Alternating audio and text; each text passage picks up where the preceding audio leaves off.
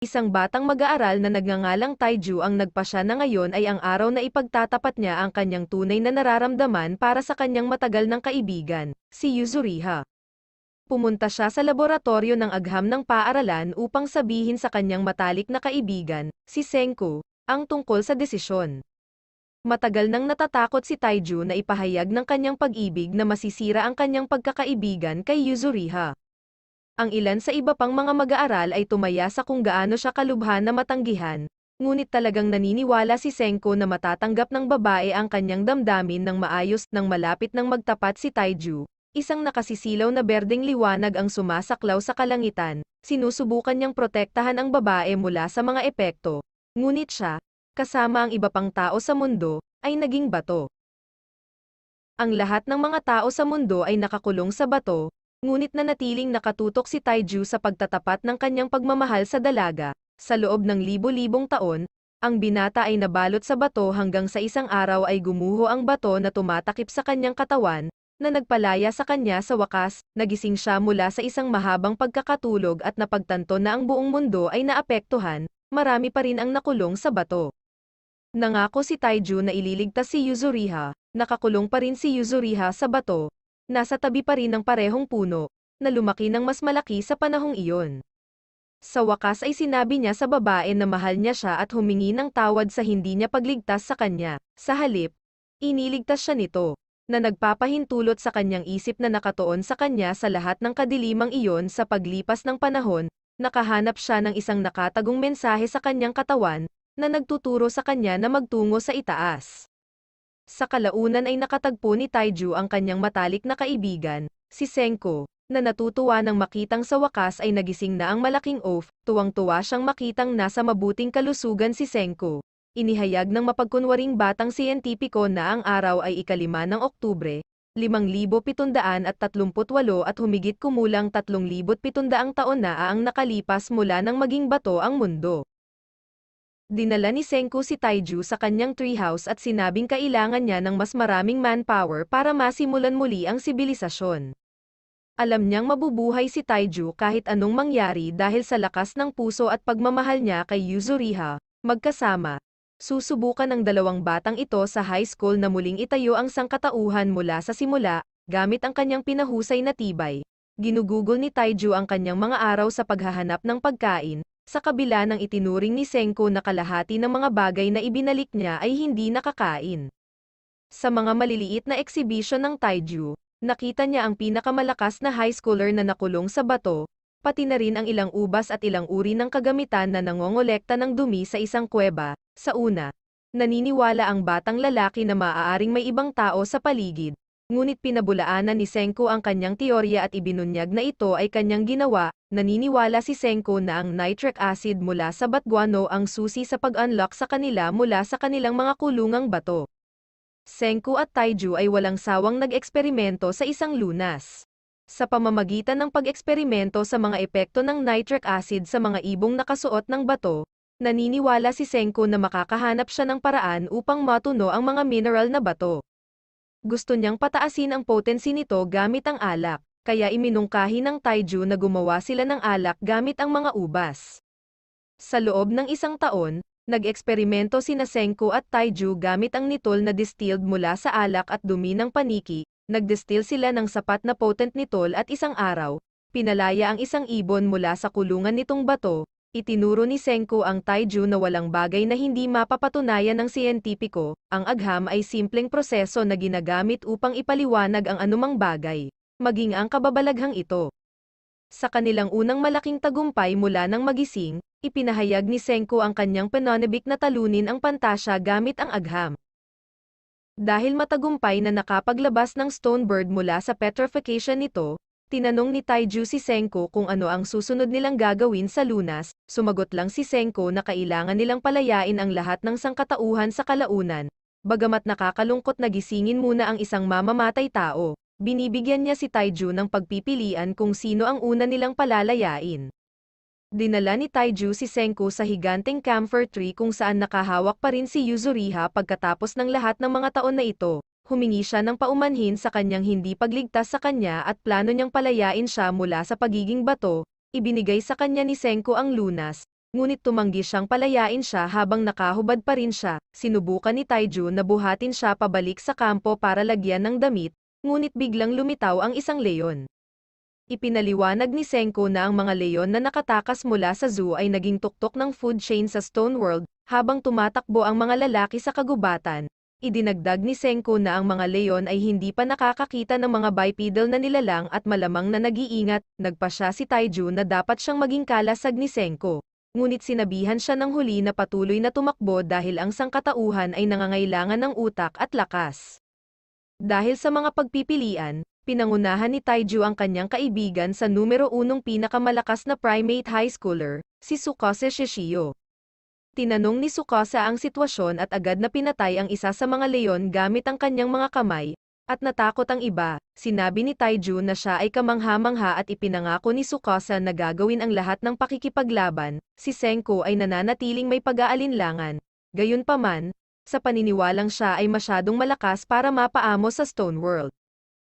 Nagpasya si Tsukasa na gamitin ang leon at magbigay galang sa bilog ng buhay. Ang trio ay bumalik sa kanilang kampo kung saan sinabi ni Taiju sa isang Yuzuriha pa rin na Petrofid na ililigtas niya siya sa sandaling gumawa sila ng higit pang lunas. Dinala ni Senko si Tsukasa sa laboratorio kung saan siya nagpakilala ng maayos. Nalaman ni Tsukasa na ang mga lalaki ay bihirang kumakain ng karne at agad na inilalagay ang kanyang sarili sa pangangaso.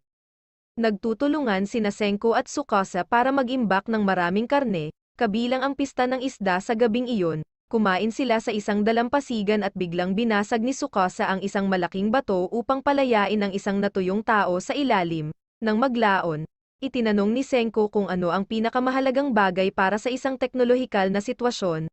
Ang sagot ay calcium carbonate o DIAP. Kinokolekta ni Taiju ang 12-dosenang mga seashell at dinurog ang mga ito para maging pulbos. Ang calcium carbonate ay may 4 na agarang gamit kabilang ang pag-upgrade ng lupa, paggawa ng mortar, at sabon.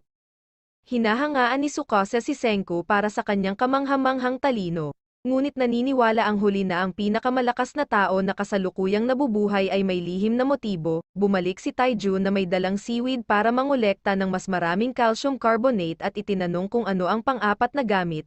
Gayunpaman, binawi ni Senko ang kanyang nakaraang pahayag at sinabing mayroon lamang 3 gamit. Kinabukasan, nagpatuloy ang Taiju sa pagkolekta ng mga seashell habang tinititigan ni Tsukasa ang tubig. Sinabi niya na ang mga seashell ay hindi kailanman pag-aari ng sinuman, ganoon din sa lupa at dagat.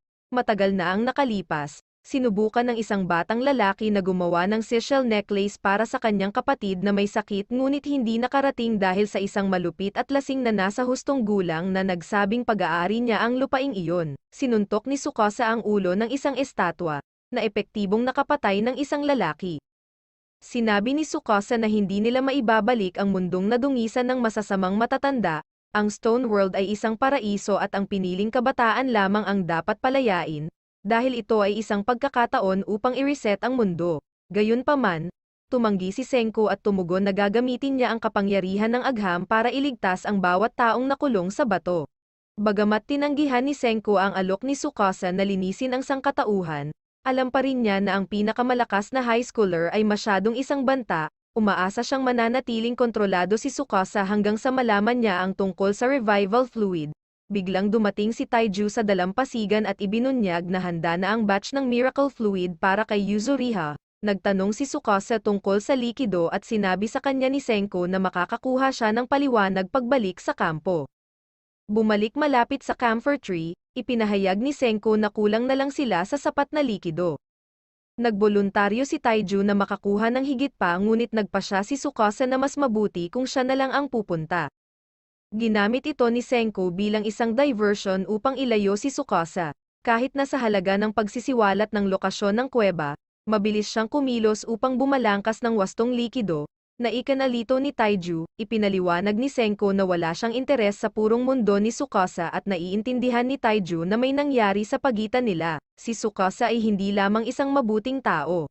Siya ay isang mamamatay tao. Pinabuhos ni Senko si Taiju ng likido sa batong katawan ng kanyang crush. Ipinaliwanag niya na ang likido ay tumatagal ng oras upang mag-react. Ngunit kapag nangyari ito, lumilikha ito ng isang cascading effect na naglalabas ng buong katawan ni Yuzuriha mula sa bato. Sila ay nagkaroon ng isang taos-pusong muling pagsasama ngunit nag-ambala si Senko dahil ang dalawa ay dapat pumili sa pagitan ng pagtakas sa isang lugar na malayo o manatili upang labanan si Tsukasa. Biglang bumalik si Tsukasa at sinabing kinukuha niya ang mga maruruming adulto at hindi pinapatay. Sa katotohanan, hindi man lang niya itinatago ang kanyang hangarin sa pagpatay kay Taiju at Yuzuriha. Nagpasya si Taiju na dapat niyang pigilan ang pinakamalakas na high schooler. Nagpasya si Senko na ay back up siya gamit ang isang pana na ginawa niya ng palihim. Inagaw ni Tsukasa ang arrow sa ere at naghatid ng malakas na tuhod sa ulo ni Taiju. Kahit papaano, si Taiju ang unang taong nanatili sa kanyang mga paa pagkatapos makuha ang isa sa mga hit ni Tsukasa. Sinabi ni Taiju na hindi siya pumapatol sa mga tao at nag-alok na hayaan siyang tamaan siya ni Tsukasa kapalit ng pagliligtas sa sangkatauhan. Hindi naiintindihan ni Tsukasa ang bargain at biglang natapos ang laban nang biglang nahimete si Taiju. Nakahanap ang tatlo ng isang bagay na natitira sa kanilang panahon. Nagpasya si Senko na dapat silang tumakas at maghahanap ng mga sandata ng agham upang labanan ang pinakamalakas na tao na kasalukuyang nabubuhay. Dapat silang bumuo ng mga armas bago sila mahanap ni Tsukasa. Mahigit 6 na oras silang naglalakbay ngunit bahagyang naliligaw habang hinahanap doon ang babae. Kung walang tamang GPS o mga palatandaan, tila hindi malamang na mahanap ang kasalukuyang landas. Gayunpaman, kinikilala ni Yuzuriha ang Great Buddha statue na nanatili mula noong ito ay itinayo mula sa tanso. Nagpasya si Senko na kumuha ng tanso mula sa Buddha.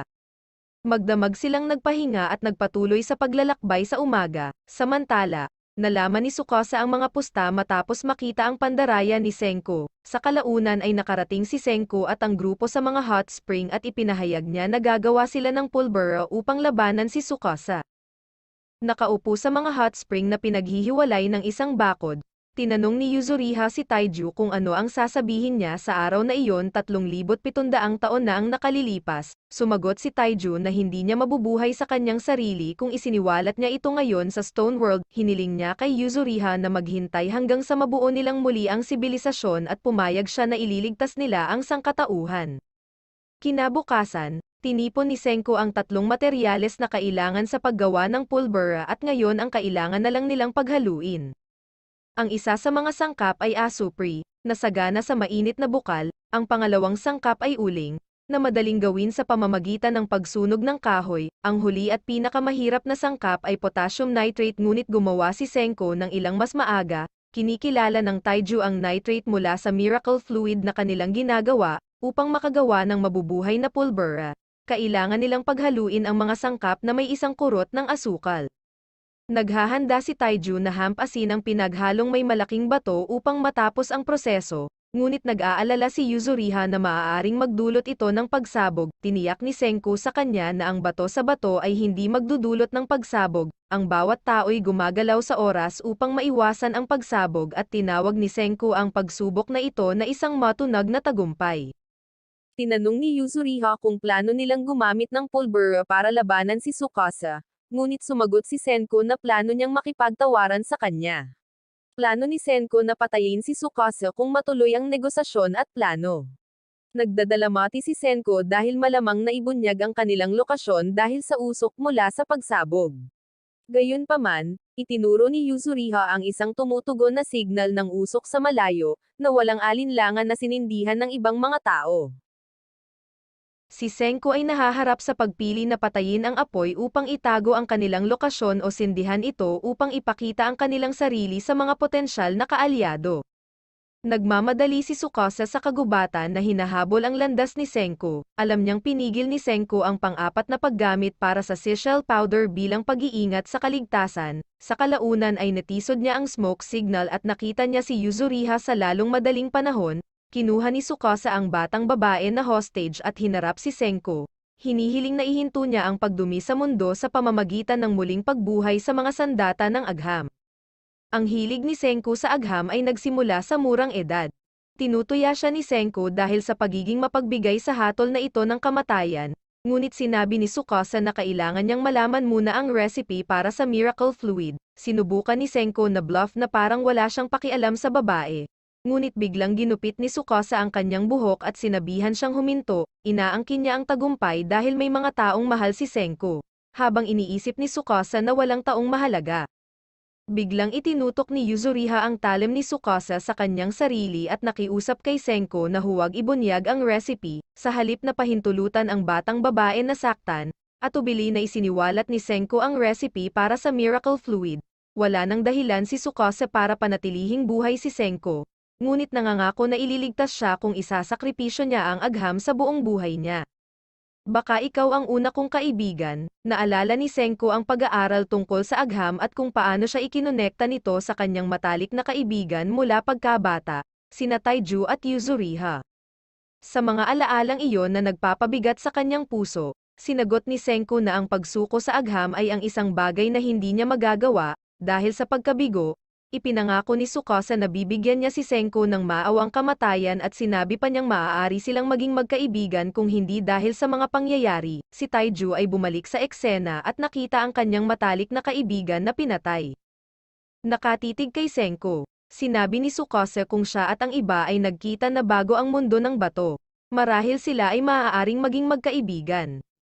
Sa kasalukuyang edad, pinatay ni Tsukasa si Senko sa harap mismo ng kanyang mga malalapit na kaibigan. Nagluluksa sila para sa kanilang nahulog na kaibigan at si Tsukasa ay natatakot na si Taiju ay maaaring kumilos ng walang ingat at pilitin ang kanyang kamay. Galit na itinaas ni Taiju ang isang malaking bato ngunit pinatahimik siya ni Yuzuriha sa pamamagitan ng pagpapaalala sa kanya ng kanilang pangako kay Senko. Sina Taiju at Yuzuriha ay nawasak, inilunsad ni Taiju ang malaking bato sa hangin at habang ang mga mata ni Tsukasa ay nakatutok sa kanya, kinuha ni Yuzuriha ang pulbura at ibinato sa kanya, nangako silang lalaban kasama si Senko. Gamit ang mga armas ng agham na naiwan niya, bumagsak ang malaking bato sa pulbura at pinasabog ito. Ang pagsabog ay nagpapahintulot kay Taiju at Yuzuriha na makalayo sa katawan ni Senko, habang si Tsukasa ay halos hindi nasaktan, maliban sa kanyang damit. Naniniwala si Tsukasa na walang saysay ang pagtakbo dahil hindi magaling si Senko sa mundong walang mga doktor. Sina Taiju at Yuzuriha ay nag-iisip at naalala ang saloobin ni Senko tungkol sa pagliligtas sa lahat kahit nasa isang walang pag-asa na sitwasyon kung saan dapat siyang pumili. Alam nilang si Senko ay maaaring nag-iwan ng bakas sa likod at napagtanto nila na nag-iwan siya ng ilang petrification sa kanyang susunod at sinisira ito upang pekay ng isang bagong ugali na hindi mahuhuli ni Tsukasa. Naniniwala silang aayusin ang sirang leeg ni Senko kapag nabawi na ang petrification, ibinuhos nila ang revival fluid sa kanya at si Taiju ay buong pusong nagsusumamo ng huling pag-asa para magising ang sangkatauhan. Nagising si Senko noong ika-1 ng Abril taong 5738, noong orihinal na nagising si Senko, alam niyang kailangan niyang gawin ito sa ika-3700 na tagsibol. Nang mahulog ang petrification mula sa kanyang katawan, tinipon niya ang lahat ng piraso at itinala ang araw bilang ika-1 ng Abril, 5738. Noong una, hindi siya nakalikha ng apoy gamit lamang ang kanyang mga kamay at patpat, ngunit naaalala niya ang siyentipikong pamamaraan, upang matutunan at subukan ang lahat hanggang sa lumikha siya ng isang tool na nagpapasiklab sa kanyang unang apoy. Ganon din ang ginawa niya para sa mga kagamitang bato at pangangaso ng USA. Alam ni Senko na ang mga tao ay ang tanging uri ng hayop na may kakayahang gumamit ng agham. Hindi nagtagal, gumawa si Senko ng sarili niyang silungan at gumawa ng sarili niyang damit. Ipinakilala niya ang kanyang sarili bilang unang tao sa Stone World at sinabing iyon ang magiging bagong panimulang punto para sa sibilisasyon. Kasunod ng mahabang araw sa bagong Stone World, natugunan ni Senko ang kanyang mga pangunahing pangangailangan, ngunit nangangailangan siya ng karagdagang lakas tao para umunlad pa. Hinanap at hinukay ni Senko ang estatwa ni Taiju at sinubak siya ng nitric acid. Kapag ang nitric acid sa una ay hindi epektibo sa Taiju, nalaman ni Senko na ang depetrification ay nangangailangan ng ilang karagdagang kadahilanan. Sinusubukan at sinusubok niya ang lahat ng pumapasok sa kanyang utak hanggang sa huli niyang napagtanto na ang penonetilang gising sa mga siglong iyon ay nagbigay daan sa kanya na makawala sa bato. Patuloy na nag-eksperimento si Senko hanggang sa kalaunan, nagising si Taiju. Itinaas ni Senko ang bandila para sa kaharian ng agham. Bumalik sa kasalukuyang araw, tinawag ni Taiju si Senko na gumising sa parehong paraan na ginawa ni Senko para sa kanya noong ilang sandali ang nakalipas. Biglang nagising si Senko at niyakap ng kanyang mga kaibigan. Sa kasamaang palad, Ang kanilang oras na magkasama ay maikli at nagpasya silang Taiju at Yuzuriha ay manektik sa bagong imperyo ni Tsukasa habang si Senko ay umalis upang bumuo ng isang kaharian ng agham. Isang bagong dating ang humarap kay Tsukasa sa kabundukan. Napagtanto niya na siya ay isang henerasyon na malayo sa mga tao, sa kabila ng kanyang malaking husay. Si Kohaku ay nadaig at nakulong sa ilalim ng puno ni Tsukasa. Ang kanyang pangunahing prioridad ay ang pag-secure ng revival fluid, kaya iniwan siya ni Tsukasa para makabalik sa kuweba bago sina Taiju at Yuzuriha. Saksi si Kohaku sa agham ni Senko. Sa kalaunan ay nangyari si Senko kay Kohaku at tinanong siya kung gusto niyang pasabugin niya ang puno ng mabilis o maglaan ng oras. Nangako si Senko na palayain siya sa oras, kaya pumayag si Kohaku na maghintay sa ilalim ng puno. Pagkalipas ng ilang oras, lumikha si Senko ng isang sistema ng mga puli na dahan-daang itinataas ang puno mula sa babae. Namangha, inamin ni Kohaku na nagustuhan niya si Senko. Inamin ni Kohaku na gusto niya si Senko bilang isang tao ngunit tinatanggihan niya ang ideya na papasok sa isang relasyon. Nang gabing iyon, nagpahinga si Kohaku gamit ang kanyang mga kutsilyo bilang isang paraan upang maprotektahan ang kanyang sarili.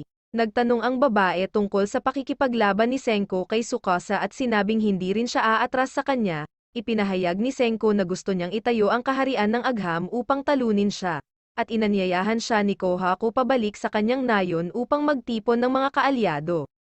Inakay ni Kohaku si Senko pabalik sa kanyang nayon. Si Kohaku ay kumukuha ng tubig mula sa isang mainit na bukal para paliguan pabalik sa kanyang nayon. Ang paliguan ay para sa kanyang kapatid na may sakit kamakailan. Ang paglipat ng tubig sa ganitong paraan ay nakakatulong sa pagsasanay sa katawan ni Kohaku. Gayunpaman, natitisod siya at tinulungan siya ni Senko na panatilihin ang kanyang balanse. Hiniling niya sa kanya na ibigay ito, ngunit hindi niya ito kayang buhatin. Narating nila ang isang bangin na natatanaw ang magandang nayon ni Kohaku na may mas maraming tao kaysa sa inaasahan ni Senko. Narating nila ang pasukan upang harapin lamang ang dalawang gwardya, sina Kinro at Ginro. Tumanggi silang papasukin si Senko dahil nasa labas siya, ngunit natatakot sila kapag binyantaan sila ni Kohaku ng karahasan. Pinutol ni Senko ang labanan sa pamamagitan ng paghahalo ng kanyang sabon sa ilan sa tubig na kanilang nakolekta upang lumikha ng mga bula ng sabon. Ignorante sa ideya ng mga bula ang parehong lalaki. Naniniwala si Senko na makukuha niya ang lahat ng 40 miyembro ng nayon sa kanyang panig gamit ang agham lamang. Tinawag ng dalawang gwardya ang kanilang kaalyado, si Chrome, isang nagpapakilalang henyo na mangkukulam at ang lalaking binanggit ni Kohaku kay Senko noon. Hinahamon ni Chrome si Senko sa isang labanan ng sorcery at tumungo sila sa kanyang remote shed. Lumilikha siya ng apoy at binago ang mga kulay nito gamit ang kanyang pangkukulam, na tinatawag na Rainbow Bridge. Gayunpaman, nakita ni Senko ang kanyang panlilinlang at sinabing naghagis siya ng asin, tanso, at sulfate sa ganoong pagkakasunod-sunod gamit ang mga asul na kristal mula sa isang kuweba. Naglabas si Chrome ng bola ng sulfur na ginagamit niya para gumawa ng static charge. Humanga si Senko sa talino ni Chrome sa kabila ng malinaw na pagiging mas mababa sa kanyang sarili. Tinanong niya si Chrome tungkol sa koleksyon sa kanyang shed at ipinaliwanag ng huli na sinusubukan niyang gumawa ng sorcery gamit ang kanyang koleksyon mula noong bata pa siya. Pinagtitibay nito ang paniniwala ni Senko na kahit na i-reset ng mundo o Tsukasa ang agham, palaging may isang tao doon na handang sumubok ng kahit ano. Dinaig ni Senko si Chrome sa isang labanan ng talino. Hinahamon ni Chrome si Senko sa isang huling duel sa isang labanan ng mga numero kung saan itinaya niya ang lahat at natalo. Sina Senko at Chrome ay parehong nag-geek sa kanyang koleksyon ng mga bato habang si Kohaku ay bumalik sa nayon. Pinaghiwa-hiwalay ni Senko ang ilan sa cinnabar ni Chrome at pinainit ito upang lumikha ng mercury. Tinutunaw niya ang ilang gintong alikabok dito at isinasawsaw ang Kinro dito para makagawa ng makintab na gintong sibat. Sa unang tingin, hindi lumilitaw na impressed si Kinro dahil tumanggi siyang pasukin si Senko sa nayon. Naglalakad-lakad si Kinro at hinahangaan ang kanyang sibat, na ipinakita kay Senko at Chrome na kailangan niya ng isa pang pagtulak. Sinusuri ni Senko ang koleksyon ng mga halaman ni Chrome at napansin niyang kadalasang ginagamit ang mga ito para sa mga layuning medikal. Sinabi ni Chrome na nagsimula siyang mag-aral ng sorcery para mapagaling niya ang nakatatandang kapatid ni Kohaku na si Ruri. Samantala, dinala ni Kohaku ang tubig kay Ruri. ang priestess ng village, nag-uusap sila ng pribado at nag-aalala si Ruri sa kaligtasan ng kanyang kapatid. Sumasang-ayon ang Chrome na tulungan si Senko na buuin ang Kingdom of Science. Bumalik sa shed ng Chrome, ibinahagi ni Senko ang lahat tungkol sa mundo 3,700 taon na ang nakakaraan, sinasabi niya sa kanya ang tungkol sa teknolohiya, iba't ibang mga imbensyon at maging ang potensyal ng mga pagsulong sa teknolohiya ng mundo bago gumuho ang mundo. Ang Chrome ay nalulungkot sa paghahayag na ang sibilisasyon ng sangkatauhan na gumugol ng milyon-milyong taon sa pagbuo ay agad na nawasak ng petrification. Gayunpaman, tumanggi si Senko na umatras at sinabing hindi pa tapos ang sangkatauhan, 2 milyong taon ng kasaysayan ang nabubuhay sa kanilang dalawa at maaari nilang ibalik ito sa katuparan. Sumasang-ayon ang Chrome na itayo ang kaharian ng Agham at tinanong si Senko kung may paraan para talunin ang sakit ni Ruri. Naniniwala si Senko na magagawa nila ang pinakahuling gamot ng Agham, ang antibiotiko. Nagtatanong ang mga tao sa nayon kung saan kaya nanggaling ang misteryosong estranghero na ito. Tinanong ni Kakuyo, ama ni Kohako at Ruri kung dinala ng kanyang bunsong anak ang estranghero. Sinubukan ni Jasper na takpan siya ngunit ipinakita ni Turquoise na si Kohako ang lumabag sa mga patakaran. Napansin ni Ruri ang galit ng kanyang ama at bumagsak sa sahig dahil sa kanyang karamdaman. Sa labas ng nayon, si Chrome at Kohako ay nasa sabik tungkol sa pakikipagtulungan kay Senko upang gamutin si Ruri. Plano ni Senko na pagalingin si Ruri at manalo sa nayon sa pamamagitan ng paglikha ng antibiotic. Ipinaliwanag niya na maaari nilang gawin ang biological na ruta sa pamamagitan ng paggawa ng penicillin o pumunta sa rutang bato at lumikha ng mga sulfa na gamot mula sa mga bato. Nalilito, nagtanong si Kohako kung paano sila makakagawa ng gamot mula sa mga bagay na iyon. Sumagot si Senko na ang paggawa ng penicillin mula sa lumot ay ang mas sikat na ruta, ngunit masyadong mapanganib ito. Sumasang-ayon ang Chrome na dapat silang pumunta sa Stone Route dahil alam ni Senko na maaari itong gumana sa tamang dami ng manpower. Ipinakita sa kanila ni Senko ang roadmap na magbibigay daan sa kanila na laktawan ang 2 milyong taon diretso sa gamot sa lahat ng lunas.